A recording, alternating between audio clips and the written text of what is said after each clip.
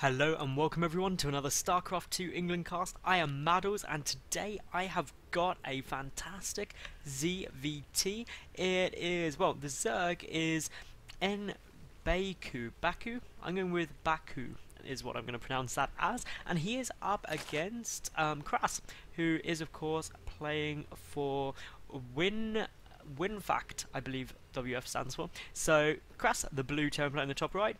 Baku, the red Zerg in the lower left. The map is Daybreak, and sorry for the BL there. Not quite sure what all that is about, but apparently these two do not like each other, or perhaps they love each other and are actually really good friends and are just jokingly insulting one another.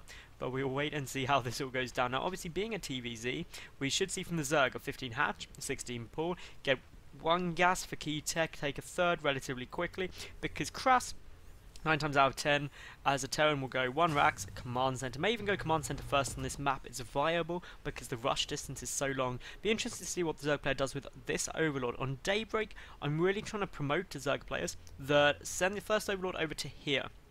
That gives you a lot more information.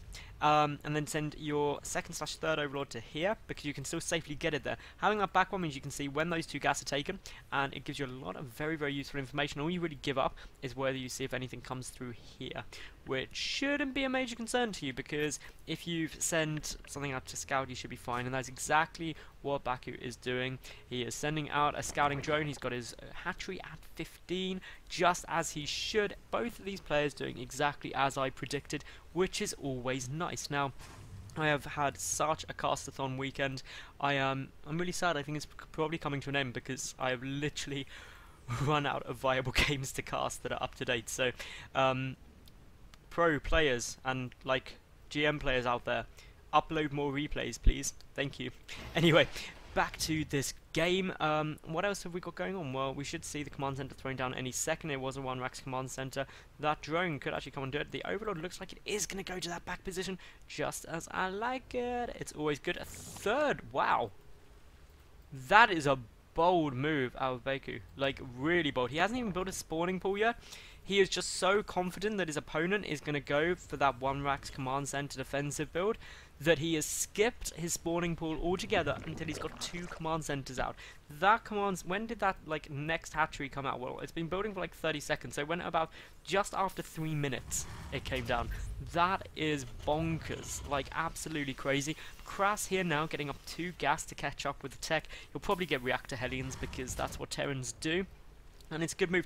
Whether or not he also gets a Banshee after that, which is something that's becoming a lot more common, is you get Reactor Hellions, and then you go straight into a Starport, either get Cloak or not for a Banshee, send the Hellions into the front, the Banshee into the back, and laugh as the Zerg player can't deal with it. Or in the case if they can deal with it, you regret investing so much in harassment when it didn't really pay off for you. But that is beside the point. It's still a good opening. I just tried to make that a bit more creative for you guys. Anyway, we've got the factory coming down the barracks. We'll have to move. We'll probably lift now. Brilliant, right on cue, and move down and get that reactor started. The natural base for the Terran down, but the third base for the Zerg now down. So he's still a base up, which is where them Zerg like to be. All 3 queens will nearly side simultaneously. Like, they're going to pop within a couple of seconds of each other. We have 3 marines on their way over. Now, considering how risky I went, I may have got more than 2 Zerglings out at this point, just to be on the safe side. The work count though now will go insanely in Baku's favour, and like really, it will. Both watchtowers are going to be taken as well. I think that's great. The vision for Baku right now is Baku. Baku is what I'm going for. Not Baku.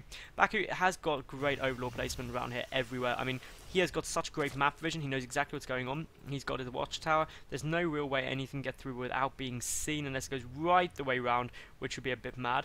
But looking here, we've got all the queens out. I'd like to see 1, maybe 2 more queens just to join these bases up with creep and really start the creeps going well. There we go though.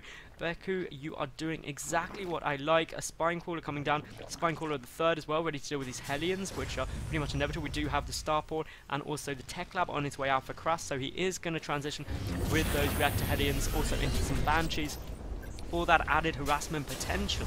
Now, really, we've got no gas out. Well, the 1 gas out for Baku actually, but aside from that, it's like hardly any gas coming in from that. Just enough to get speed, surely. But in terms of the worker count now, 38 to 29, or well, 40 to 29 now, so an 11 worker lead already for nBAku.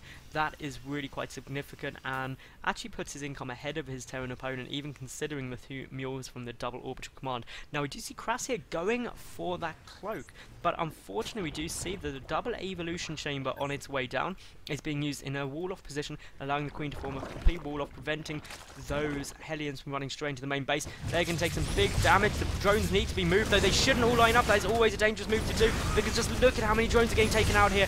That was really not the best way to handle that, in my opinion, but nonetheless quite a few drones do get away. How many do they manage to kill? 8, which is still quite a lot, but does mean that nBAku is still ahead. He should get another drone kill though, unless he is really unlucky. The Queens should now be able to finish off that last Hellion, but unfortunately the Queens are pretty slow.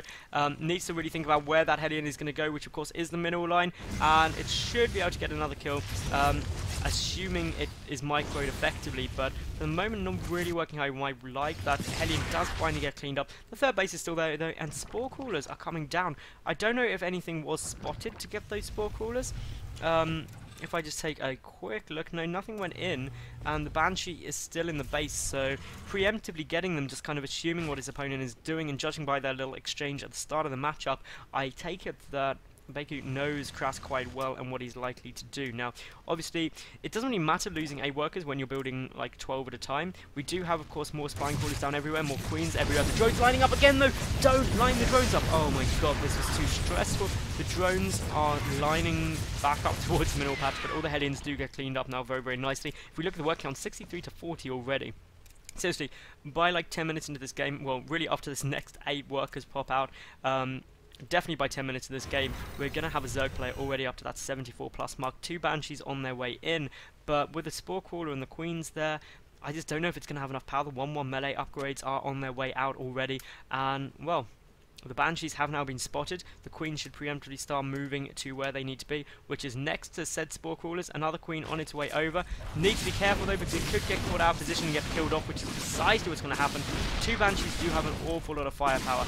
Now, will the Spore Crawler get focused down? We will wait and see, but for the moment the Queen is able to start dealing some damage, which is pretty good. More Queens coming up ready to deal with these Banshee. We do only have 1 Spore Crawler up here though, which means quite a few drones should be able to get taken out, but of course Cloak is still being used. These Banshees are, well, 2 Banshees need to get an awful lot of kills to make a pay for themselves, and well, the Queen's absolutely able to go down. Transfuse needs to go off on that Queen. Get the transfuse quickly. Transfuse, transfuse, transfuse. There we go.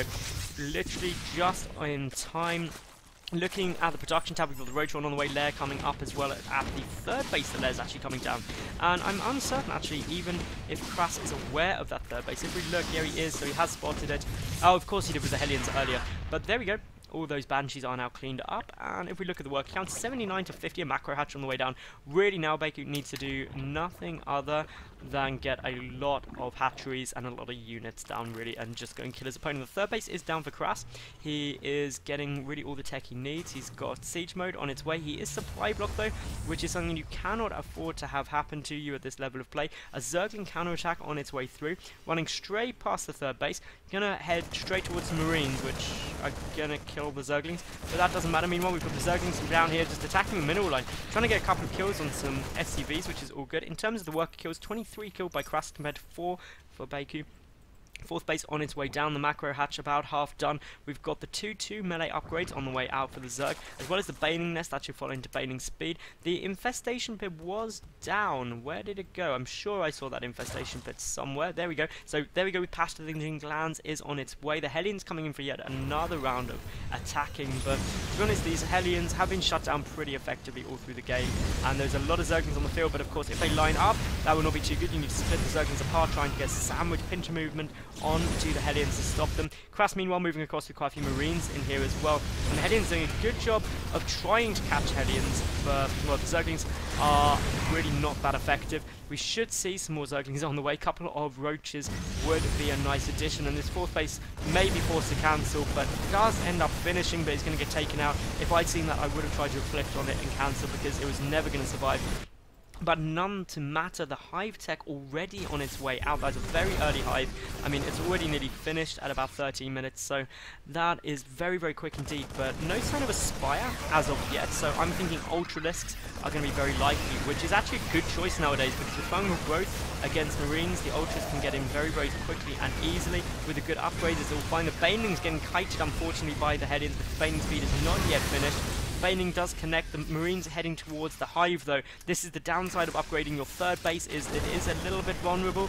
But here we go, we've got units coming from behind. We need some Zerglings coming from the front as well, just trying to sandwich all of these units in.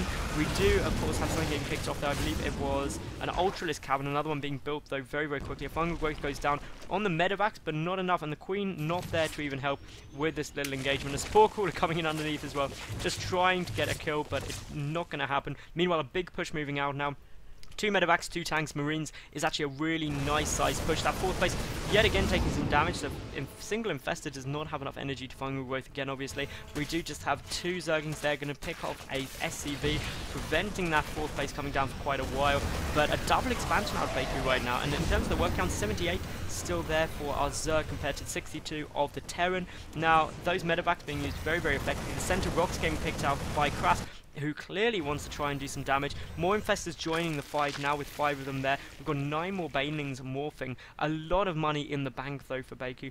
Not much gas, so he could really do with, well, flooding out quite a few more Zerglings. These Zerglings are 2-2, of course. The Banelings are there as well now. And, well, there's good splitting at the moment from all the Marines. KrasS preemptively splitting his units, ready for the engagement. A fungal growth doesn't quite get enough, but does allow a Baneling to connect, which is very, very nice. The Zerglings instantly surround the tanks, taking them down incredibly quickly. Some good fungal growths do go down everywhere, and this gets cleaned up incredibly easily for the time being. Unfortunately, these Infestors have been left alone, which means that a couple will go down to just 2 itty-bitty Marines, which you can't really afford to happen, because you'll just end up losing quite a lot. A Queen coming down to join the fight. We've got more Zerglings on the way. The first Ultralisks are in production. We do also have the Ultralisk armor upgrade as well as the +3 melee attack for all of the Zerg ground units. Now, obviously this push is still unrelenting, and look at this just train of units. All the rally points set forward now by KrasS. He wants to go for the kill. He's going to try and pick off this fourth base. Unbeknown to him, though, there's another fourth base at the top, but the center base does fall, so Baku now on 4 bases compared to the Terran 4 as well, which is never a great spot. The Baneling's getting picked off for the moment. The Ultras not quite popping. A lot of Marines come together. Fungal growth would put a very, very bad time for those Marines, but the fungal growth is not going down yet because there's no energy on those Infestors. They nearly have enough. Oh, so close. They need 75 and they're 72. Oh, it's so stressful. And now the Ultralisk. That is unfortunate. The Ultralisks can't actually get out. They're going to have to pick off that Evolution Chamber because they are currently stuck there.